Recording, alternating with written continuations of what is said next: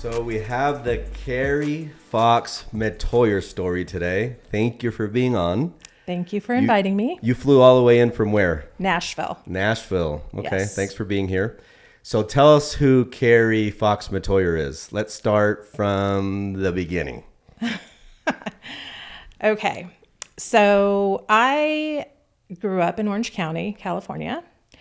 And at an early age, I knew I loved music. And I think we all did when we grew up, right? We listened to the radio and we went to concerts. And, I guess I went probably younger than most, but I went to concerts. How old were you when you went to your first concert? I was probably 11. Wow, that's early. That's young. It was Bryan Adams. I think especially going early for back when we were growing up. Today, Right. I think it's more common, but Right. back then, there's no way. At Right. 11, that's young. 11, it was young. So it was Bryan Adams. Bryan Adams, and I want to say Night Ranger or something like that. Okay. So, but what really, the moments that I remember as pivotal for me, I remember listening to the radio, and I remember the DJs saying, right now on the phones and this guy, Wendell, was on this radio station, KLOS, and call him and request your songs. So I was maybe I was 17 at that point, and I called this guy at the radio station. I said, how do I get your job? That's the job that I want. And he goes, just call the front desk of the radio station you want to work at and tell them that you want to do this. It's volunteer, but it's really cool. So I was 16 or 17. So there was this new radio station in town, KNAC. It was a metal station. So I'm a metal girl, if you don't know. Okay. And that's the scarf representing. That is the scarf representing. I like it. And I called and I said, hey, I want to volunteer to answer your phones.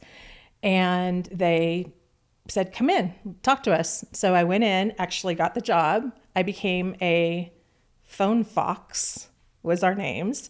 And it kind of started my career in the music industry, doing that, just not knowing what I was doing, but just doing it and having no fear or risk or anything.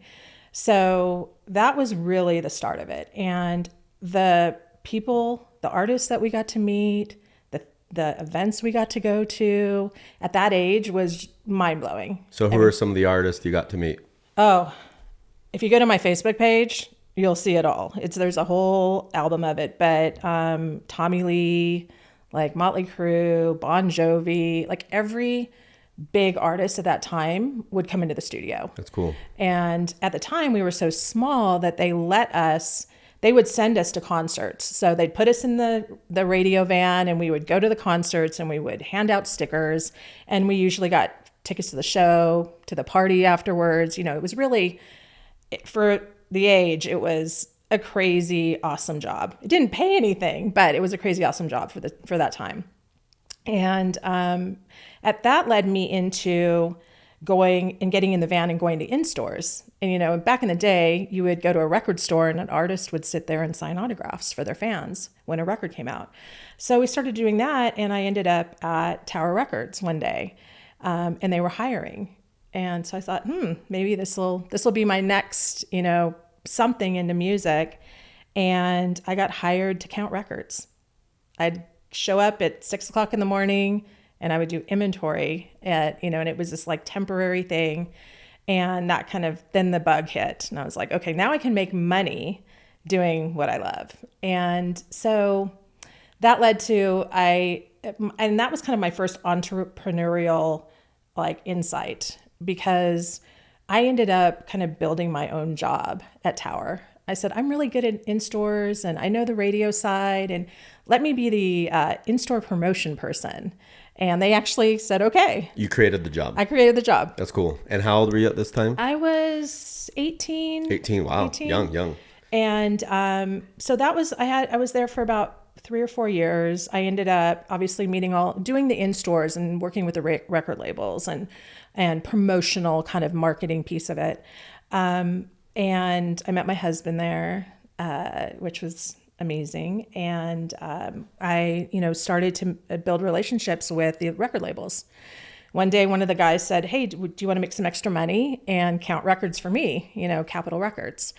And so after work, I'd go out and I'd count his records and do his inventories. And that eventually led to my first job at a record label. So, and again, I've had this trend of finding a niche, even in a corporate role, Sure. and building new roles or suggesting new roles to help processes, to build better business practices, things like that. So while I was at EMI, which was the parent company of Capitol Records, I ended up in 2 or 3 new roles. So did that come naturally to you to create these roles and see where the gaps are? How did you start that? It was really about, because I started, my first job at a record label was going out and putting up posters at record stores. So I'd have to go out, get on a ladder, build a display, count records, but also take artists around and have them meet people at record stores, give away free music, give away concert tickets. It was a great job. And, but as I went through that, my brain was always like, how can we streamline this? And this is before computers, really. Sure. It was right at cell phones. So how can we do a better job? What year is this?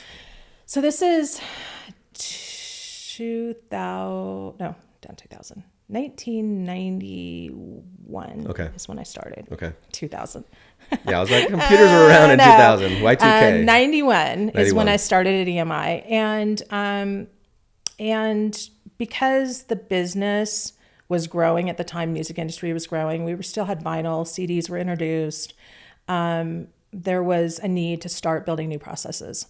So automation started setting in.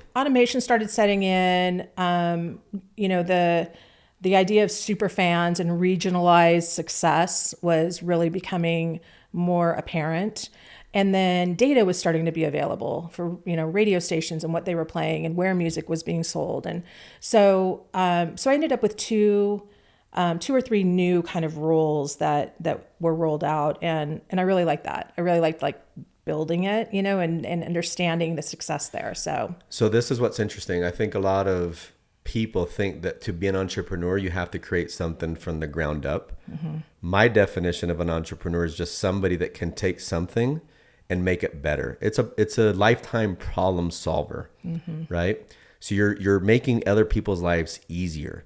So you don't need to create something that you founded. You can go into a company, an organization, and go in there and create something that makes that organization better. That's being an entrepreneur. Yeah. And the other thing I would say is being an entrepreneur is escaping 1,000 deaths. Because when you're entrepreneurial, you're going for the gusto. You don't know what's going to hit you day after day, and you embrace it with passion because you love that entrepreneurial spirit. Yeah. So it sounds like you really love this entire process of being in the music industry.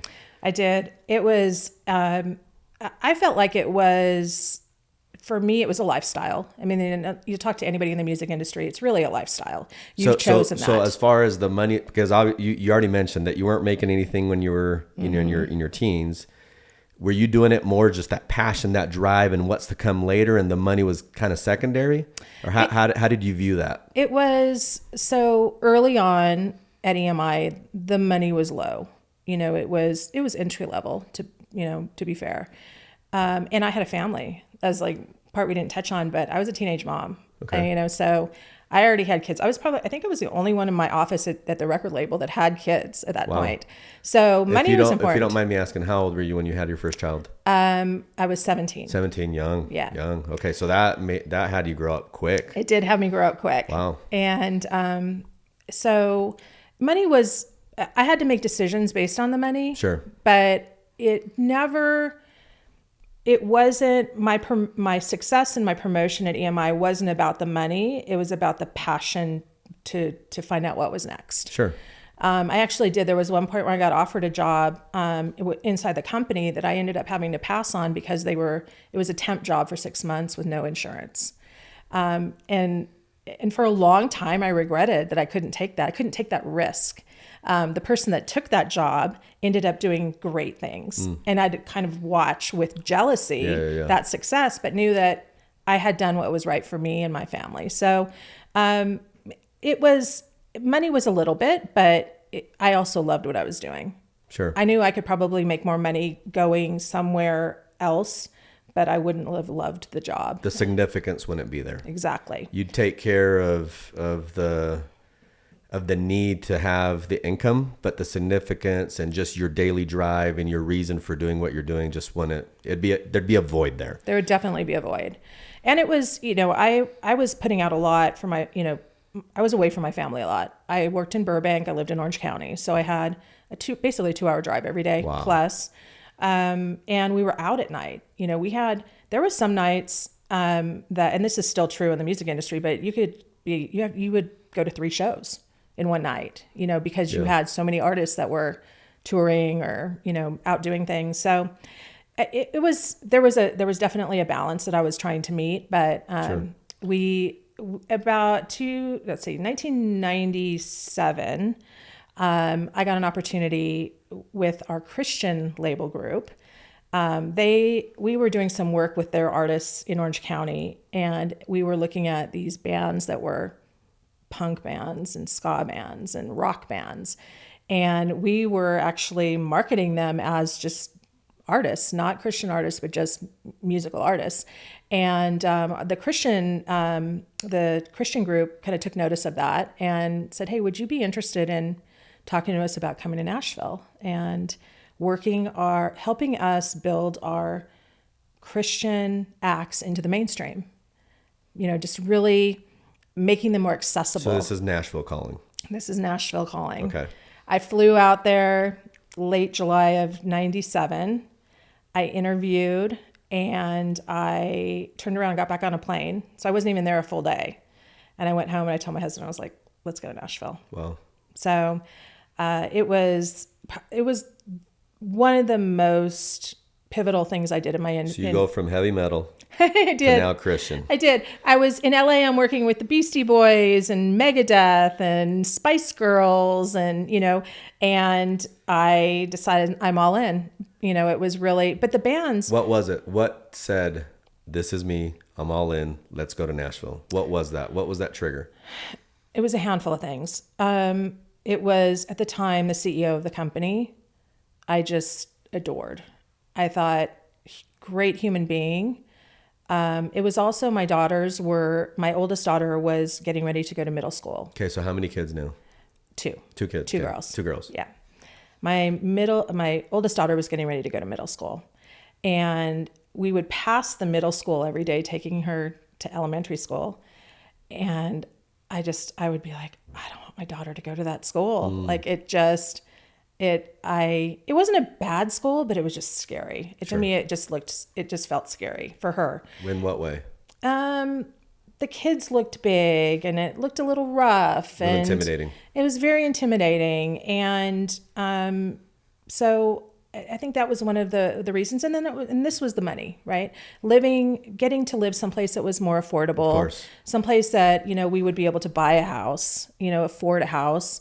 And so we packed up and moved, and I ended up at my very first, talking about culture shock, my very first, maybe it was the first week, they had their company meeting, and the meeting opened with a worship band playing, and they prayed before the meeting. So for me, that was very, very different. Sure. But it wasn't pushed on me. It was the atmosphere was very embracing. Cool. Like that's the only way. And before I took the job too, I asked the question, it was like, do you have other religious, people of other religion in this group? Is there, I just wanted to make sure I was going to be comfortable with the environment. And they're like, yeah, you just, join where you want, don't where you don't, and so it all around felt so great. I ended up, so it was a culture of belonging, not fitting in. You could belong there with your authentic, true self. Absolutely. Absolutely. And I think that is, my friends were like, what are you doing? Yeah. And I knew, I felt like it was good. It was a fit. So, and the CEO of that company, who's since passed, but he became such a great friend and mentor. I get teary-eyed. He just, there were so many lessons I learned from him. So let's do this. There's a lot of CEOs watching, a lot of business owners watching, a lot of entrepreneurs, soon to be entrepreneurs. We have some 18-year-olds watching this, 17-year-olds, etc. So lessons, if you're a CEO or you're becoming a CEO, you want to be a CEO, what are some of those traits that you learned from your mentor that would allow our viewers to say, I want to be that type of CEO? What are some of those best practices or best attributes for this mentor viewers? So I think my first realization was that he built an auditorium downstairs so that employees would not have to go out at night and see their artists perform. He did it downstairs. Everybody in the company got to see the shows and meet the artists, not just the executives or the people working with them. Everybody got a chance to do that. And it allowed you to go home at night. So work-life harmony was big. Work-life harmony was huge. And especially, again, coming from the music industry where I was going to 3 shows a night in Hollywood, this was amazing. I was shocked. And then you could bring your kids in. It was just having the ability to do your job and not have it in many cases infringe on your right. Yeah, own you. It's living life by design. It is living life by design, and I loved that. The other thing was he really, I don't want to say looked out for me, but I think knowing that I was coming into the company as an outsider, somewhat, and that I was coming from somewhat of a different environment than most people that worked in that company. Most people at that time that worked in that company were from Nashville. It was a job, not a lot of people coming in from other bigger cities. And he just gave me some lessons. He'd sit me down and our time was very quality. The time that I had with him was very quality. And he would tell me, you don't, sometimes employees are intimidated to bring up problems in the company to a CEO or a C-suite. And he just came out. Why do you think that is? There's a handful of reasons. I think that one, they don't want to be, they don't want to be the one to deliver the news that there may be a problem. And sometimes they don't want to be the one. Do you think that's because then they'll label that person bringing up the problem as the problem? As the problem, correct. Yeah, sometimes it's that way. I see that. And then also too, you don't want to be the one that is pointing out everybody else's flaws because, then it kind of reflects on you as well. But he told me, I can't help you fix these things if I don't know about them. Of course. And so that to me then allowed me to bring real value to our conversations because he knew when I sat down, I was trying to fix things or I was trying to better the processes. And that's the difference because I say this all the time, but if you're willing to bring a problem to me, you should have also been willing and have had the time to come up with a solution for the problem that you're bringing to me. Right. Anybody can be CNN. Anybody can be Fox News and bring problems to the table, but I want people around me that will bring these problems with also a solution. Right. And it sounds like the relationship that you had is, hey, I'm going to address these problems with you, but I also have these solutions that could help fix these problems that we're bringing together because we're a team. I'm not just a news reporter here. I'm actually a problem solver. I'm a contributor. I'm adding more value than I take away from the company. Yes. Quality. Yeah, we'll talk about that later. The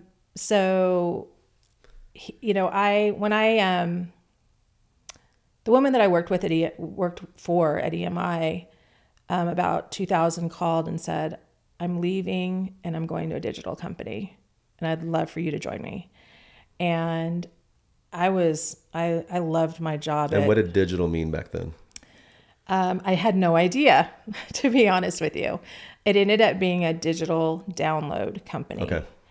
At that time, when she called, I had never downloaded a piece of music. So I didn't know what she was I didn't know what she was building, but I knew I trusted her. Sure. And so I went to the CEO and who I adored and just loved our time together. And I said, I've got this opportunity. And his words to me were, if you want to do it, I'm not going to chase you with money. So if it's about the opportunity and not the money, tell me that. And so I told him it was. I said, I think at that time at 2000, I said, I think I'm going to need to know digital to be a good marketing person. And so I took the leap, and it was a startup. It was called Liquid Audio. And it ended up being the first company that had commercial downloadable albums. Oh, wow. And we were the first company to digitize Universal's entire catalog. So it was very significant. It was pre-Napster, pre-iTunes. I learned a lot. It was every day, woke up, and it was really my first technical job too, in the tech space. But it was great. It was ups and downs, everything you expect with a startup. They were out of Redwood City, California, in that Silicon Valley area. And it was, it started my expansion and education of how I'm going to do things in entertainment. And so I did that for 5 years, met a great group of people, actually met Isaac, one of our mutual friends there, through a deal that I had done with somebody that he was working with. And in about 2004, I'll make this one short, but about 2004, that woman had left and had gone to Disney. And she said, I'm going to Disney. When I get settled in, I'll find you a spot. What was she doing at Disney? So she started at Disney. She was at Walt Disney Records. Okay. And she was the head of sales. So she said, let me get settled in. I'm going to find you a spot. So I got a call in early 2005, and she said, all right, here it is. But you have to move to LA. You have to work, working out of the studio a lot. So I, at this point, I've had my third daughter. She's maybe a year old. And we made a family decision that I was going to go, and I was going to get a place there, and I was going to commute and back and forth for every other weekend. Wow. So a lot of sacrifice. It was a huge sacrifice, but an amazing opportunity. Sure. I mean, my experience at Disney was unbelievable. And it was, again, that continued education. Okay, so let's summarize. So we started when you were 17, 18. So tell me all these companies you've been a part of. Just let's number them. From getting paid, so Tower Records, EMI, Liquid Audio. Oh, no, I'm sorry. EMI Christian, Liquid Audio, and now I'm at Disney. Okay, so let's go. We're at Disney. Yes. What's going on at Disney here? So I was in the sales department, and we were responsible. Walt Disney Records is any musical product that has the Disney logo on it. So there were some other offshoot labels in the Disney family, but this was anything that had the Disney label on it. Give me some examples. Any soundtrack. Okay. So movies. Any movies, musicals, anything that has the brand on it. So I got crash course in brand management, in franchise management. How do you take a TV show and make it a merchandising highlight, make it a music, piece? How do you sell video on top of that? It was, the crash course was amazing. It was one of the best companies I've ever worked for. I mean, they're just everything, the support. They have a Disney University where you can go and continue your education. It was also during the time that we had High School Musical. Okay, I was going to ask you. Miley Cyrus, Hannah Montana, Jonas Brothers. We had big movies that came out during that time, Pirates of the Caribbean. And so it was, and I moved up in that group and ended up being offered the VP of sales for the group. So it was one of those, the company in itself is, you're talking about building an environment you want people to work in and have a lifestyle in, the Disney company was up for me. How would you describe that culture? I would describe it as exciting and inclusive. I felt like there were so many things that I did that were so enriching for myself. Like I felt like the programs that were built were for retention. That's really what it was. Keeping people in the ecosystem because they loved. Was Bob Iger the CEO at this time? Bob was, yeah. And that was before he left. And so this was 2005 to 2009, almost 2010. And between the university, Disney University, they had this volunteers with a EARS at the end. Got it. That you could sign up for, and you would go with executives and everybody. I mean, everybody was included in this, and you would go volunteer in these amazing events that Disney had, been a part of. And the one program that was just the tops for me was this program called Disney Way 1. And you had to be nominated to be a part of this program. And you spent a whole week going through the Disney system. So we went to the set of General Hospital to see how that worked. We went to ABC News and saw how the news desk worked. And we went to Imagineering to see how they built roller coasters. I mean, it was so interesting. And then the last day you go to Disneyland and you get to dress up as a character and go out into the park. So what character were you? I was happy. Happy? I was happy. I was a dwarf, and they pick you by your height. Sure. And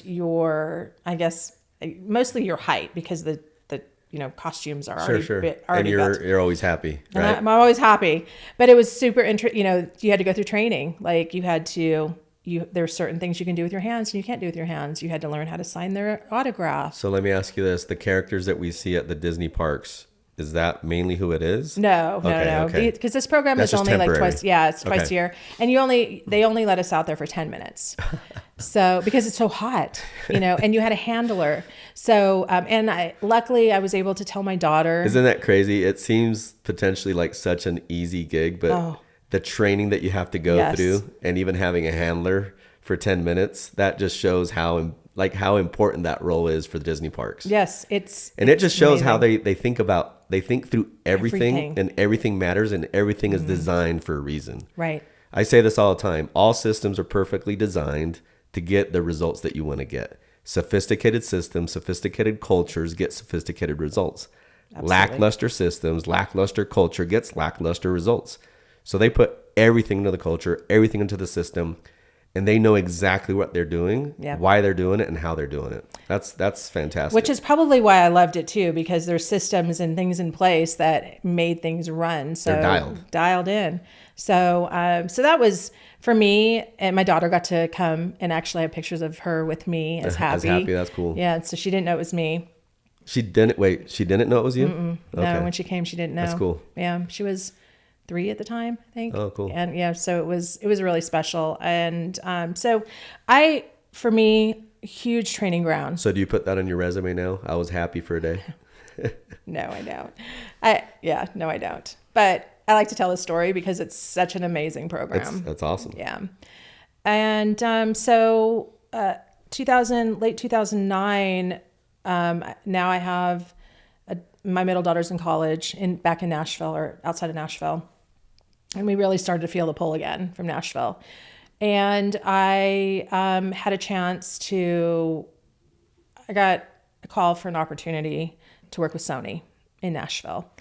And so why do you get all these calls? Like, who's calling you all the time? It seems like everybody's after you. It's, I think there's, first of all, the music industry is small.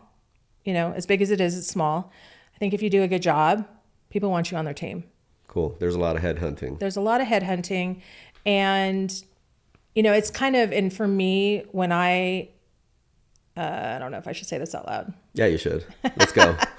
I do a lot of, when I meet people, one of my kind of thoughts about them is would I want them on my team? Okay. And I just put a little note in my head and what they do and who they are and why. I think that's really good. I think that's brilliant. You're always recruiting. I love that. And not judging, just recruiting, because you can have great friends that I necessarily wouldn't want them on my team, but they're great friends. Yeah. So it was, during the time I was at Disney too, I actually got recruited by Apple.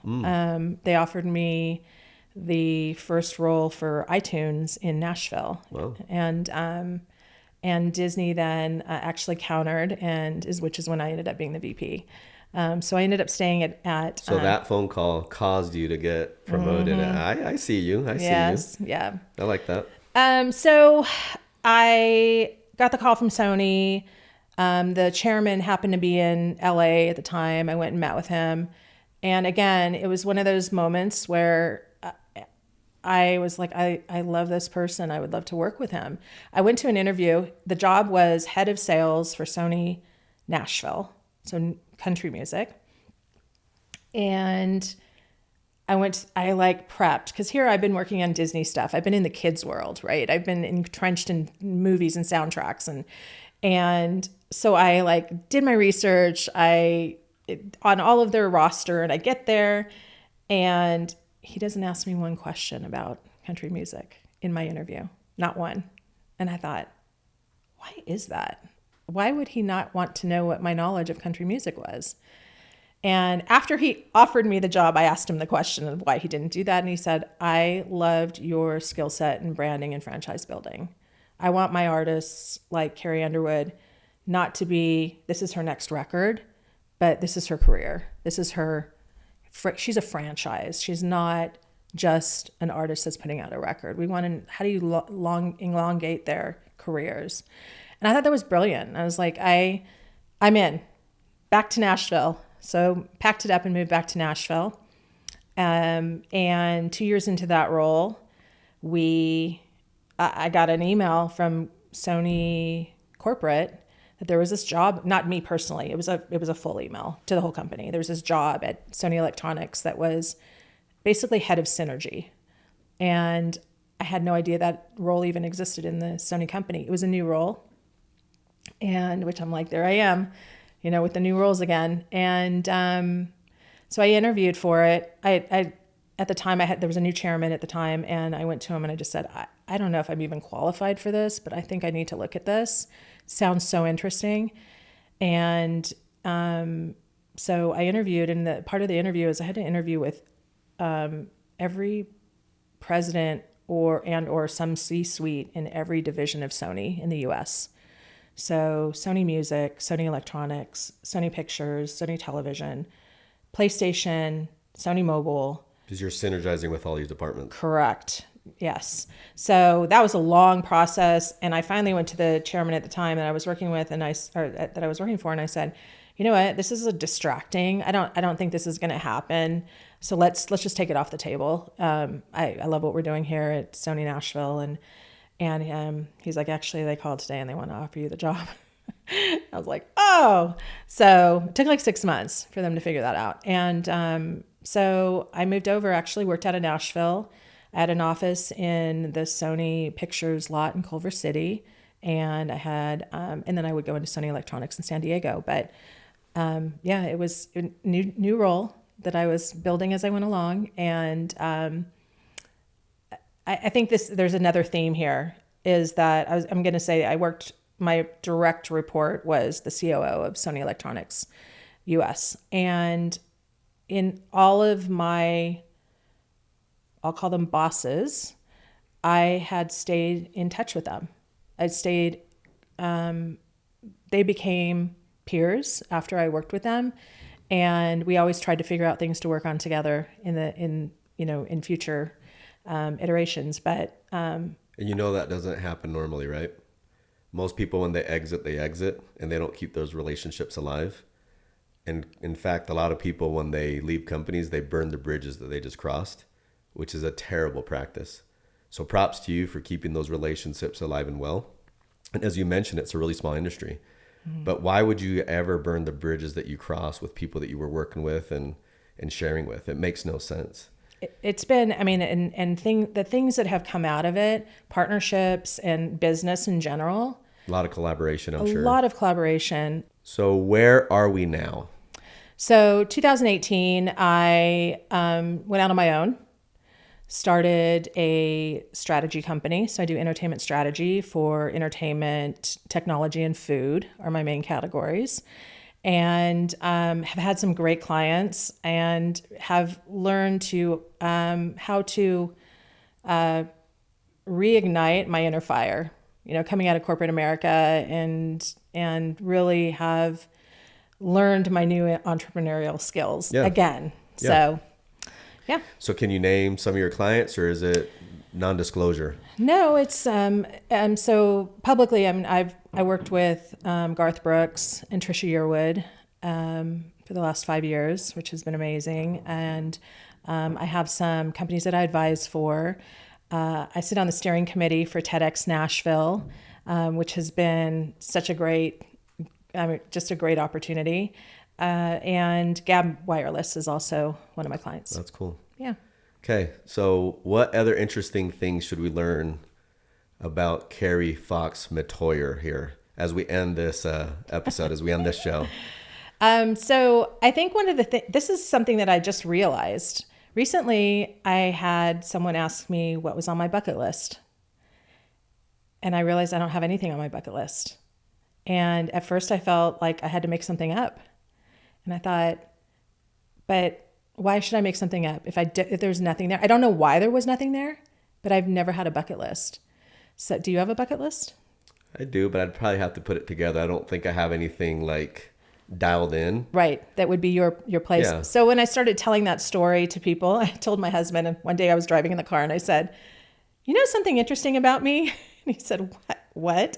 And I said, I don't have a bucket list. Like, is that weird? And so I think that for me was self-realization that I don't need that list to go out and do things that I want to do. Like, I don't spend time thinking about the things that I haven't done. I just kind of do it and not live that off of a list.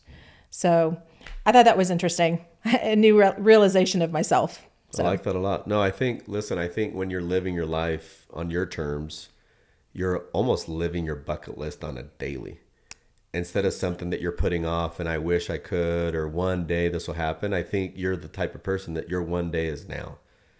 In fact, it's always day one for you. This is day one for me. Let's go. It's not one day. So I think that's actually, I like that. And that's maybe why I don't have a bucket list either. There's some cool things that I like to do, but I feel like I'm living my life by design on a daily, and I'm working towards that more and more. That's interesting. I mean, there's a long way to go, but I'm striving to put it one step at a time, and let's just go make things happen that we want to make happen. And let's not put anything off. Let's go. That makes me feel better. Yeah. So even now, I think when people, we're around the holidays right now, I think a lot of people just kind of take it easy and whatever. I call it separation season. This is when you double, triple down and go do the things that others are not willing to do so you can live the way that others can't. So again, for me, I think you're living your bucket list every day is what I'm saying. How about that? I love that. Thank you I knew that you would get me there. I knew it was like, I wasn't sure, but people think it's kind of weird, but I'm glad that you have made it normal. Thank you. Yeah. So thank you so much for being on the show. This has been absolutely fantastic. So many gems, so many life experiences. I mean, are you going to write a book? I don't know. Okay. That's on your bucket list. You need to write a book. Okay. So you have committed now to the universe that you are going to write a book. So much love to you. Thank you for being on the show. Thank you. That's what we have for you today. Thank you for tuning in.